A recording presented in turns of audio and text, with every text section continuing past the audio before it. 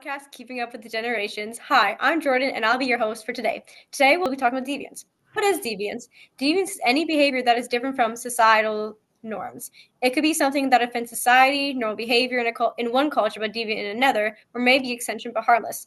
Today, we have different generations who will talk about their views and opinions on deviance. Solomia and I are millennials, River and Sana are Gen Zs, Jacob is a Gen X, and finally, Alex, the oldest generation, is a baby boomer. Start us off, Sana.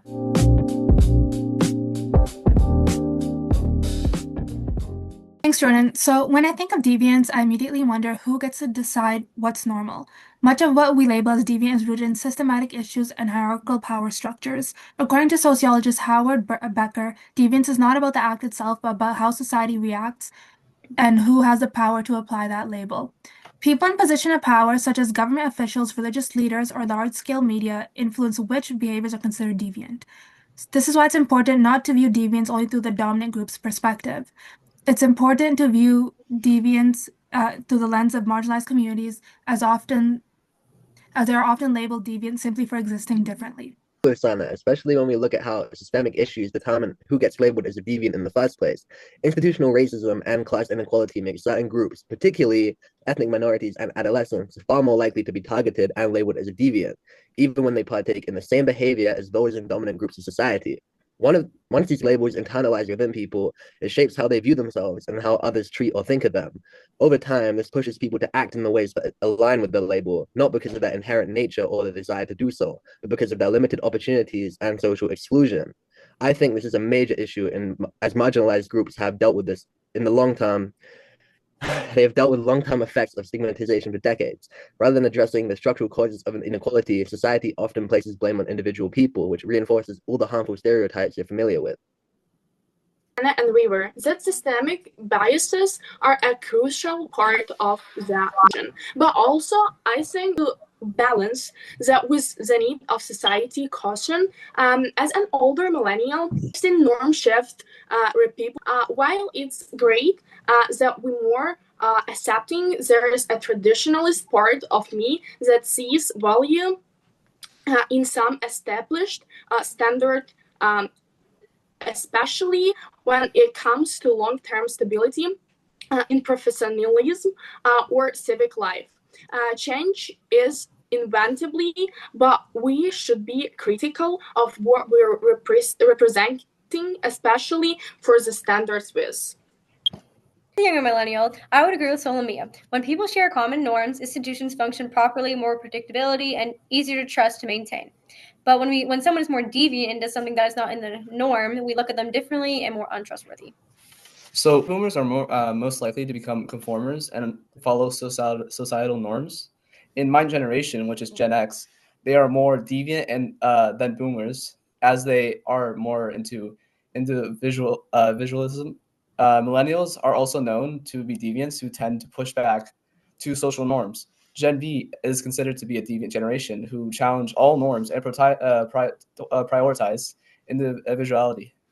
Brought up a great point about us baby boomers. When I was growing up, things were very different. We were given a clear idea of what was right and wrong, and people always tried to respect each other in the community. These norms were the traditional behaviors and rules that outlined what was viewed as standard behavior.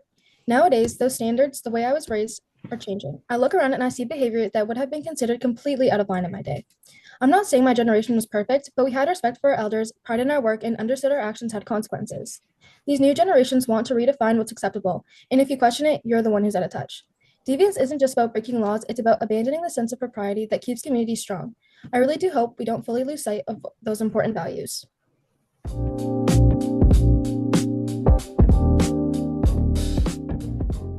So our second discussion will be about professional environments. Many people have different opinions and comments about this negatively and positively. Some think that having different appearance, such as unusual hairstyles, clothing choices, or visible tattoos and piercings, should not be allowed or be seen at work because it makes them less professional and less hardworking than others.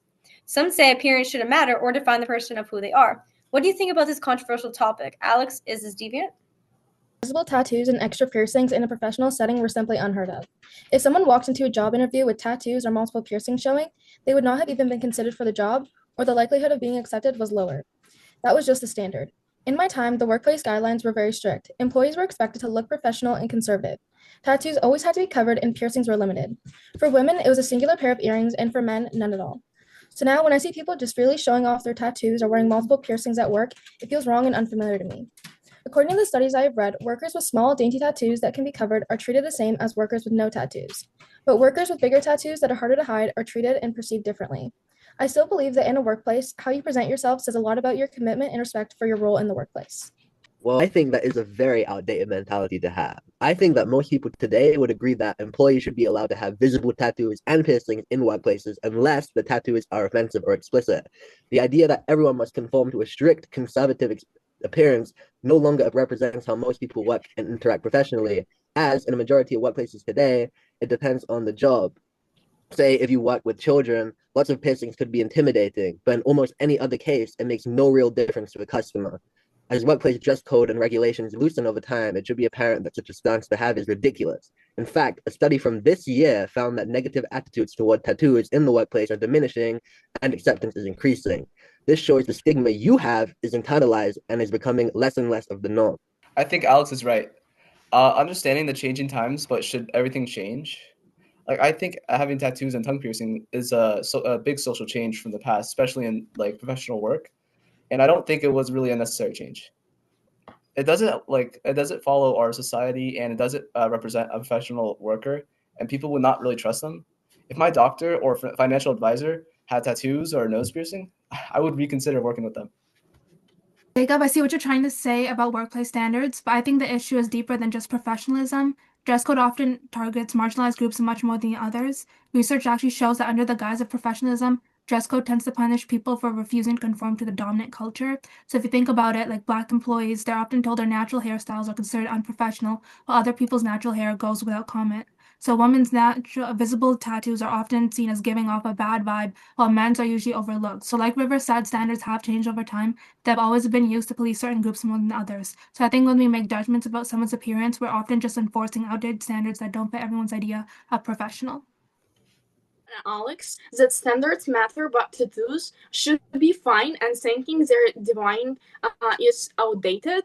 As a millennial, I'm often the bridge between the baby boomers generation who hired me and the Gen Zs I now manage. I appreciate the need for clear boundaries and expectations in an office environment. It's how large-scale terms maintain effectiveness. However, the data is clear, right? Appearance standards are often discriminatory and don't currently correlate with actual performance. We need to be modern, inclusive standards that focus on competence and output, not antiquated visual rules. What a great argument. I think Gen Z has great points about this, and I personally would agree with them. If the tattoos and piercings don't have anything offensive or explicit, then who does it harm? People should be able to express themselves in different ways. If it's having a piercing or a tattoo, then I think that's okay. And if it doesn't make them more deviant than others. Which brings us to an excellent question of who really gets labeled deviant, bringing on to our third discussion. People get labeled deviant when their behaviors, appearances, or identities violate a society's accepted social norms. Research shows the same behavior is labeled differently based on race, class, or gender.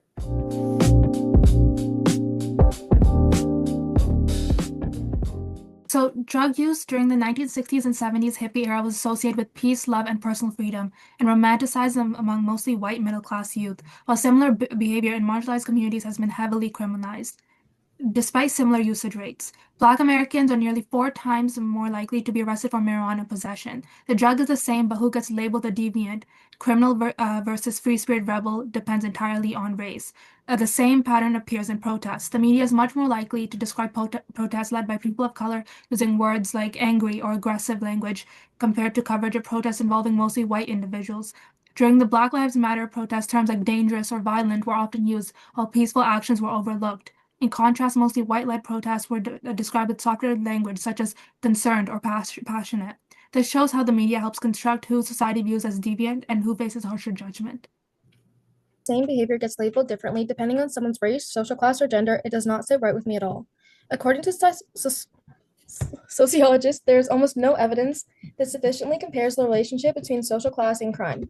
In my day, we believed that if two people did the same thing, they should be judged and treated the same way. The rules weren't meant to change for certain groups and not for others. So when I hear that some people are being labeled deviant while others get dismissed for the same actions, I can't help but push back because that kind of behavior only creates separation. To me, fairness means holding everyone accountable to the same standard.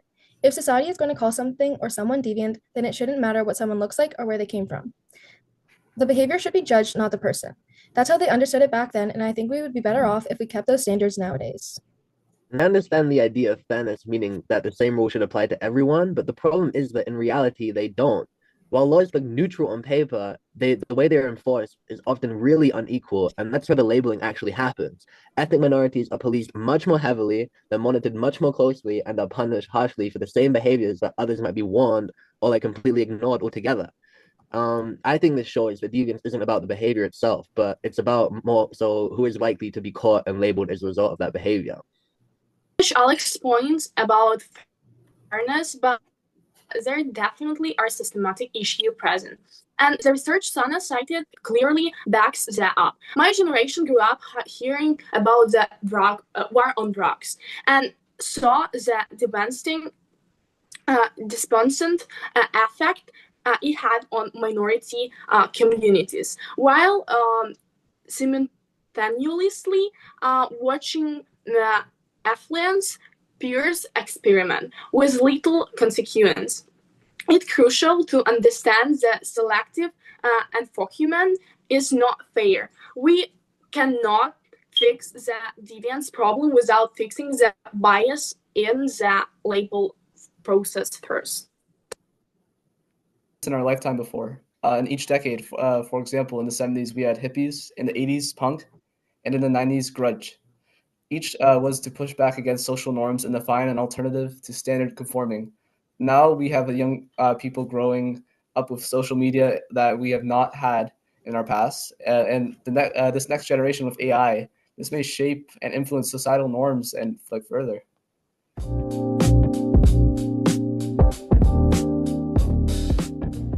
Deviant behaviors rooted in systematic biases, how should society respond to actually harmful behaviors versus just different ones? Coming to our fourth discussion, should approach be punishment, rehabilitation, acceptance, or something else? I'll add to this first by saying people can get hurt from certain deviant behaviors while others do not harm anyone. You can change someone's behavior by doing certain things, doesn't always mean have to be harsh or something even worse. Also, Jacob, have you seen this change at some point in your life? Yes, we have a responsibility to objectively understand individuals' behavior. So we are not making stereotypes because you behave or look a certain way that you are doing something wrong. Once deviant behavior is actually observed and not just an exception of deviant behavior because of a stereotype such as a nose ring, then an appropriate consequence is required and must be fair and just. I agree that accountability matters. I think focusing only on consequences without first understanding why deviant behavior happens in the first place often misses the bigger picture. Many forms of deviance are strongly connected to root causes such as poverty, trauma, mental health struggles, addiction, or lack of access to fine education and support systems. When society responds to punishment alone, it rarely prevents the active deviance from happening again.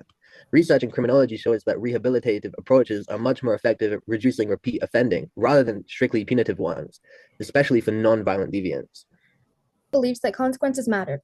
If someone stepped out of line, and action needed to be taken because that's how people learned responsibility and accountability for their behavior. That does not mean I think punishment is the only answer, because there will always be situations when someone needs help or guidance or just a second chance. These days, it seems like society is too quick to excuse behavior instead of addressing it. I'm not saying we should be harsh for the sake of being harsh, but I do think that discipline, structure, and expectations are very much needed. Without them, deviance would just continue to happen. Violations of social norms are dealt with through various forms of social control. Without social control, life can be unpredictable. So if you ask me what the approach should be, yes, I think we should offer help when it's needed, but without forgetting the consequences and actions are what keep society functioning and on track. I'm with River. Punishment alone just does not work, and research actually backs this up. So, take restorative justice, for example. It focuses on repairing harm by bringing together victims, offenders, and the community to talk about what happened, address needs, promote accountability, and heal relationships.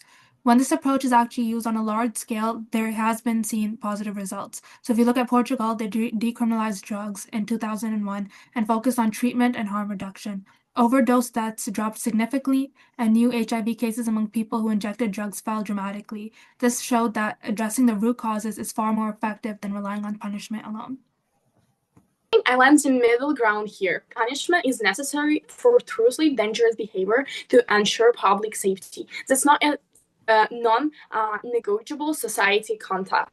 However, I fully support Sana's data on approaches like restorative justice and decriminalization of non-violent deviance and drug offness. We need to be pragmatic. If the old way, punished heavy, is proved ineffective and costly, is an unsustainable model.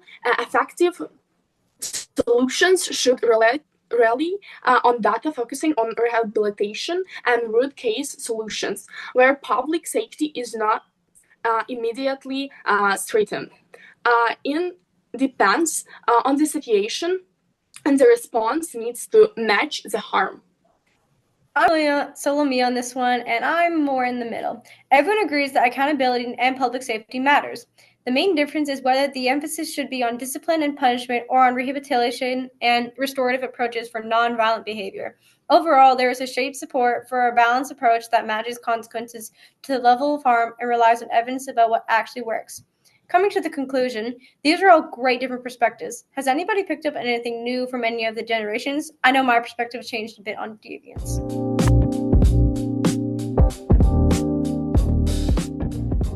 I did reconsider was the idea that equal rules automatically means fairness. So hearing others emphasize personal responsibility really made me reflect on how accountability still matters, but it only works when systems address bias and root causes alongside consequences. Personally, as a younger person, hearing different perspectives from people of different generations made me realize that what we label as deviant behavior often says more about the values of a specific generation rather than the actions themselves. I think that as time goes on, punishments and labeling for deviance will subside and minorities will become predominantly less so the targets for it. I'll learn to remove the stereotype from the individual and think about if you actually see the deviant behavior. I also learned that if someone demonstrates deviant behavior, for example, like stealing a car, there should be consequences. One thing I punished up today is a deeper understanding of the data-driven case for shifting away from punishment measure. As an older millennial, I value stability, but it's clear that true.